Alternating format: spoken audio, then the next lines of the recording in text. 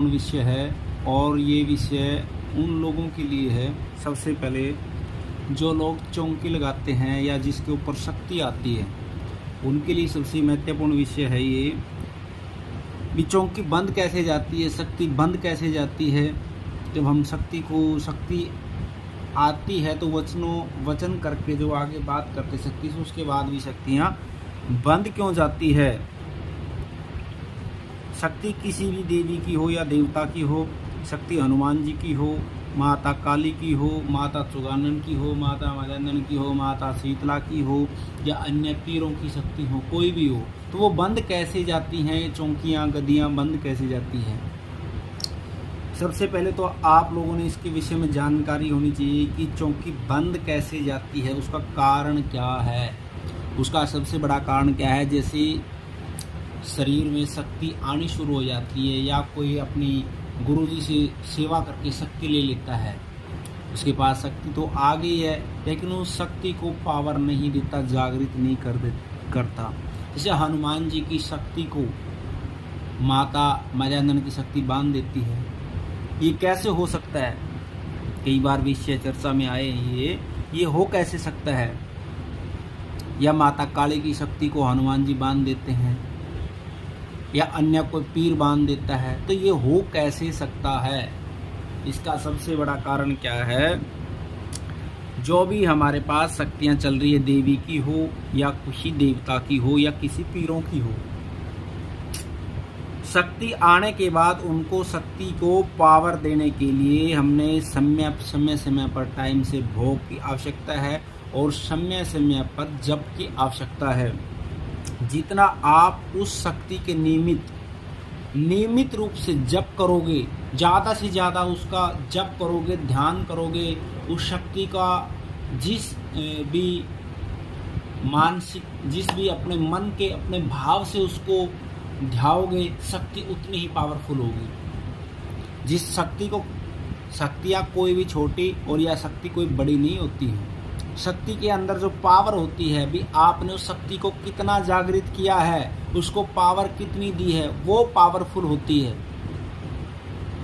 इसका सबसे बड़ा कारण यही है, कुछ लोग इस चीज़ को सोचते नहीं है ना, कुछ लोगों को पता है ना, इस चीज़ के बारे में जानना चाहते हैं। शक्ति को सबसे ज़्यादा जरूरत क्या है, पावर देने की। पावर कैसे आएगी, शक्ति के मंत्र, जैसे हनुमान जी का मंत्र है, उसका आप ज़्यादा से ज़्यादा जप करना।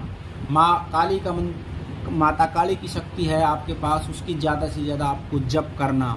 माता मदनन की शक्ति है या गुरु गोरखनाथ जी की शक्ति है या अन्य कोई पीर की शक्ति है, किसी भी देवी की या देवता की शक्ति हो, उसका ज़्यादा से ज़्यादा आपने टाइम से भोग और टाइम से जाप करना, दोनों टाइम। और खासकर गद्दी वालों के लिए जिसके पास चौकियाँ चल रही हैं, उन्होंने इस चीज़ का विशेष रूप से ध्यान रखना चाहिए। वो इनके देवी या देवताओं को मंत्र का ज़्यादा से ज़्यादा जप करे, उनको ज़्यादा से ज़्यादा पावर दे, ताकि आपकी जो गद्दी की शक्ति है वो पावरफुल रहे, दूसरा आदमी उस गद्दी को बांध ना सके। कुछ लोग क्या सोचते हैं कि माता मदनन की शक्ति हनुमान जी को कैसे बांध सकती है। तो इसका सबसे बड़ा कारण ये है कि शक्ति कोई भी छोटी या शक्ति बड़ी नहीं होती है, शक्ति की पावर बड़ी होती है। और जब शक्ति के पास पावर कम हो जाती है तो वो सिर्फ देवता और अन्य देवी देवता, ये भूत प्रेत सारे अपने वचनों में बंधे रहते हैं, लेकिन इनके पास जब पावर कम हो जाती है तब उन वचनों को, वो वचन टूट जाते हैं और वो चीज़ें फिर बंधना शुरू हो जाती है। पावर टूट जाती है, जब उनकी पावर ख़त्म हो जाती है तो वो चीज़ें बंधना शुरू हो जाती है। इसलिए जो भी गद्दी लगा रहे हैं या जिसके शरीर में शक्ति चल रही है या शक्ति को आप पाना चाहते हैं, उसको शक्ति को ज़्यादा से ज़्यादा जप करके, ध्यान करके, भोग लगा के उसको आप पावरफुल बनाइए ज़्यादा से ज़्यादा, ताकि आपकी शक्ति को कोई या आपकी गद्दी को कोई बांध ना सके, गद्दी को कोई बांध ना सके।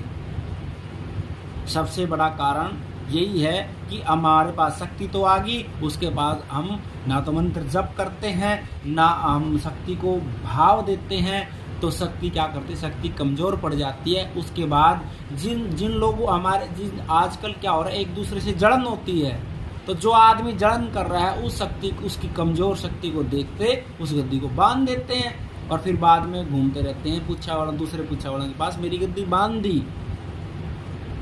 तो गद्दी बनने का कारण तो आप लोग खुद ही हो, न कि वो शक्ति। क्योंकि शक्ति के पास पावर कमजोर हो जाती है और उसके पावर कमजोर होने के पास उसके वचन टूट जाते हैं और वो शक्ति बंध जाती है। इसलिए भी